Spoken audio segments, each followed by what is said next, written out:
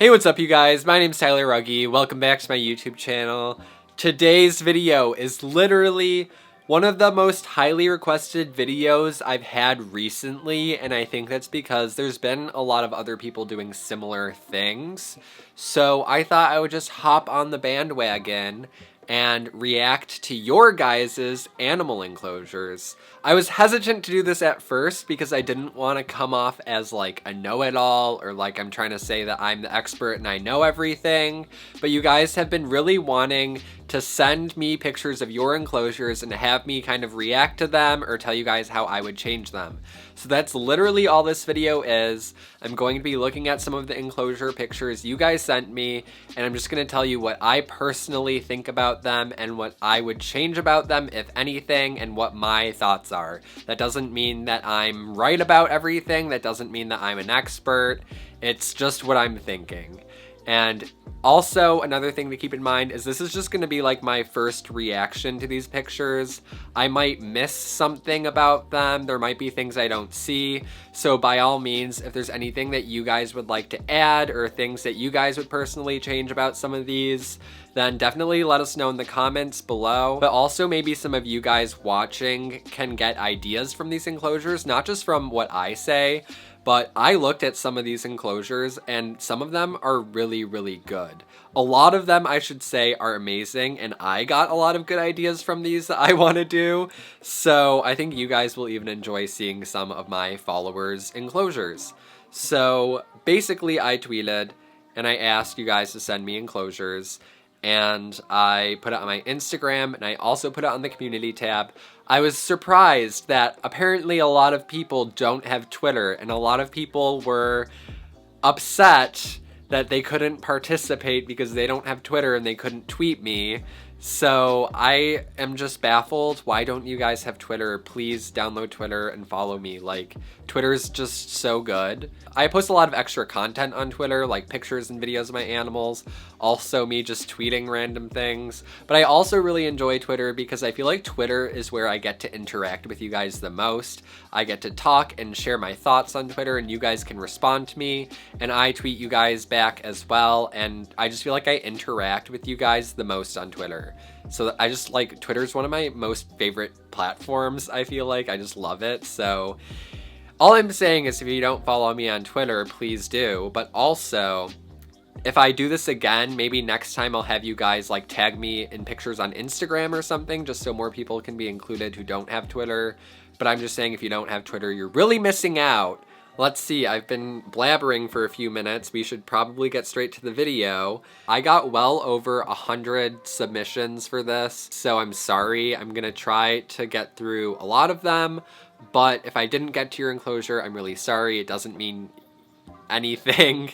It just means that I couldn't get to everyone because there was over 100, but if you guys would like to see more of this type of video, give it a thumbs up and let me know in the comments. Anyways, let's get to the actual topic of this video. So, I'm gonna move over so we can put pictures over here. So for the first one, we have a betta fish tank. The betta fish's name is Sasuke. I love that. And this is a 8-gallon fish tank. So I just want to say that I love the 8-gallon tank. That's a really good size for betta fish. Overall, I think the tank looks really good. I don't know if there's anything I would really change necessarily. Another thing to keep in mind when I'm going through these pictures is I can't necessarily see a lot of things like if you have a heat source or what your heat source is or what kind of filtration you're using. So I'm really just basing this off of what I can see. And overall, I don't see anything wrong with this. I like that there's a lot of plastic plants in here, and it gives the betta fish a lot of kind of hiding spots. So yeah, overall, this is a really good setup for a betta fish from what I can tell. I really like it. So next we have a crested gecko setup, and they also included a picture of their gecko. Your gecko is amazing, so pretty. And your setup looks really good too. So this is a bioactive setup, so it looks like all the plants in there are live. And I just want to say that I really, really like it. I like all the plants and how there's a lot of foliage towards the top of the enclosure because crested geckos are arboreal. So they like, you know, a lot of foliage towards the top where they can hide. And it also looks like there's a little cave up in the upper left-hand corner, like a little hide area made from cork. So I really like that too. I really like the background. Like, I just think it looks really good. I don't have anything really negative to say about this. The only thing that I would add to it or change if possible, there's a lot of space just in the middle of the enclosure that's not being used. So if there was any way you could add like big pieces of cork going like up, or wood, just so you're utilizing more of the empty space, like just in the center like of the enclosure, if that makes sense. Or you could even add like a tall plant towards the middle. The only thing that sucks about doing stuff like that is it makes it harder to see the background, and the background looks really pretty. But I was just thinking that if you want to utilize the space that's kind of empty in the tank, you could do something like that. But overall, that looks really, really cool. I really like that enclosure. So next we have another crested gecko enclosure. And from what I can tell, based off of the substrate, it looks like another bioactive setup. And I also love the little Totoro in the background. I know that's completely unrelated, but I love Totoro. So for this looks really good. Like, I really like the bridge that's at the top. I think that looks really cool. The only thing, again, I would probably add is maybe some bigger plants towards the top, and also just bigger plants in general that he can kind of climb on and hide in. And I would also recommend adding live plants as opposed to just the fake plants. There's obviously nothing wrong with using fake plants if you don't want to put live plants in there, but I just find that adding live plants helps with keeping the humidity up if you need to do so. And also I just like the look of live plants, but it does look like there's hiding spots up towards the top where the bridge is and stuff. This looks amazing. I personally would just love to add live plants to this. I think it would really bring it to life. Next, we have a picture of someone's horse that they sent me in a little enclosure, and I think it looks great. I think that there's nothing I would really change. He looks really happy in there. Next, we have a dog, again, in a little enclosure, and he looks content. I have no advice to offer. It's just good as it is. So next, we have yet another bioactive crested gecko setup. See, this is a setup that I am super jealous of. I love this. I love all of the live plants in there. I think that looks amazing. I guess this is a good example of utilizing all of the space, like not only the background, but also like the foreground and the middle of the enclosure. Everything is just covered in plants. There's wood to climb on. I see your little gecko on the right hand side on the glass. He's amazing. I love all the plants in there. I think this is a beautiful setup, and I don't know what I would add to help it at all. I think it looks good. The only thing, again, you could probably do is add maybe some cork or pieces of wood for him to climb like up the middle of the enclosure kind of, but overall it looks really good. And I think this is a really good example of like a nice bioactive setup with a lot of foliage, because there's a lot of good hiding spots for your gecko in there. It looks amazing. I freaking love this one. All right, so next we have not another crested gecko enclosure. Next, we have a ball python enclosure. So this is a 155-gallon tank for a ball python, which is amazing. I love giving your snake a lot of room to explore. Some people think that giving your ball python too much space is stressful. I personally disagree. However, there are some things I would add to this. The only thing I really don't like about this enclosure is all of the open space, because open space I think a lot of snakes really don't like because it makes them feel vulnerable. I would add a lot more foliage, so like a lot of fake plants just on the ground or even up the sides of the enclosure and stuff like that. You could even add pieces of like cork tube in the middle for him to climb through, and maybe put some plants like over it. I would just fill up a lot of the empty space in the middle of the enclosure so that he has more coverage. I also can't really tell if there's more than one hide in there. I see the obvious hide in the right corner of there, but I would also add a hide on the cool side if there isn't one already. I can't really tell. There looks like there's some rocks and stuff there. I can't tell if there's a hide. I like that the water dish is really big. It's big enough for him to go in there and soak if he pleases, so I think that's really good. And then another thing I want to point out is the basking bulb, which isn't necessarily a bad thing. I just personally prefer using an under tank heater for snakes because I find that it doesn't dry the enclosure out as much, and it's also easier to regulate. But some people have both an under tank heater and like a basking bulb if they need to up the ambient temperature in their enclosure. So that could be the case here. So that's why I don't want to say you're doing anything wrong, because you very well could be completely fine in that case. As long as your humidity and your temperatures are good, then I don't have an issue with the basking bulb necessarily. But yeah, overall, this is really good. Again, I just would like to see more coverage and like foliage in the center of the enclosure where there's a lot more open space. Something that some people do, and I actually really like the look of it, is like painting the back panel of the glass enclosure black, or like putting black paper or something over it. That way your ball python will feel more secure because there aren't as many open sides of the tank. But also I like the way it looks more because it helps hide any cords or anything in the back of your enclosure. And when you're taking pictures, it makes it just look more aesthetically pleasing because you can't like see the wall behind the enclosure. But again, if you add a lot of foliage, I don't think that's necessarily necessary, but it's just something that I would point out as an option if you would like to do something like that. Yeah, overall, I think it's good. Again, it's literally just a matter of adding foliage and stuff. And other than that, I think that it's like a great ball python enclosure. Like, most people don't give their ball python that big of an enclosure.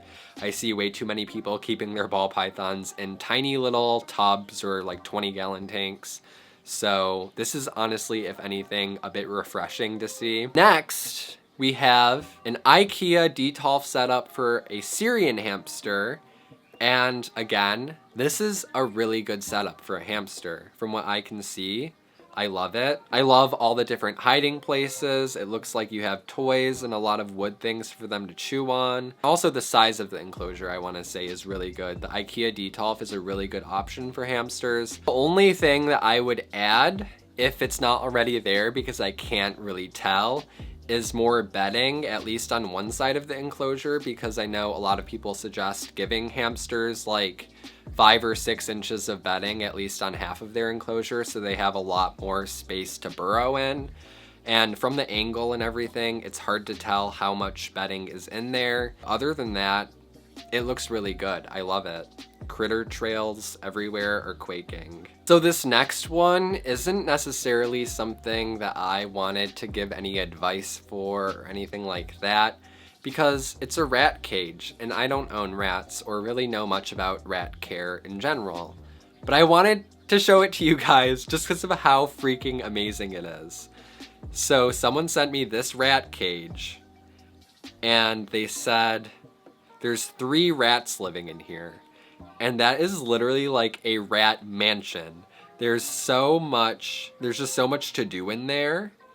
I love all the platforms and the hammocks and the toys and just how big it is in general for 3 rats. Like, I want to be those rats. I am jealous.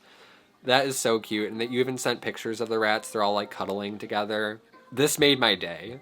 I love this. So next we have a rabbit setup, and so they said that they free range their rabbits in the room, but I thought this setup was such a good idea.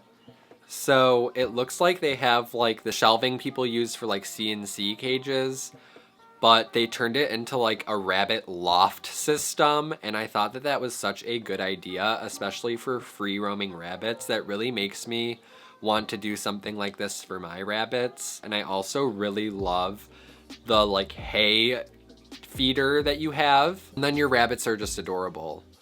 So overall, I love this, and I just thought that was such a cool idea. 10 out of 10.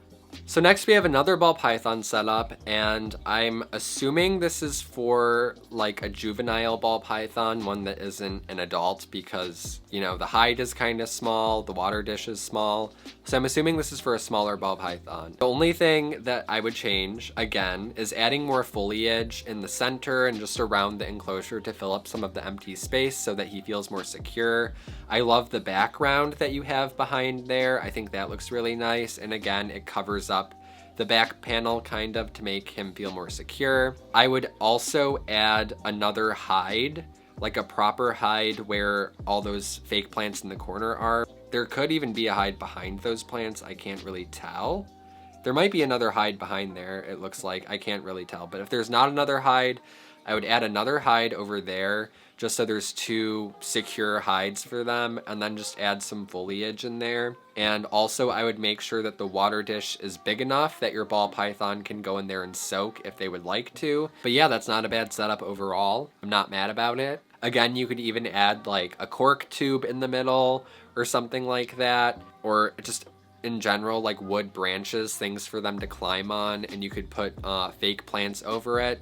And also, I forgot to mention, I like to get fake plants from Michael's because you can use one of those 40% off coupons, and they have these long, like, vine type, like the long, you know, fake plant things. I don't know what they're called, but it's just like a long thing that has like flowers and stuff on it.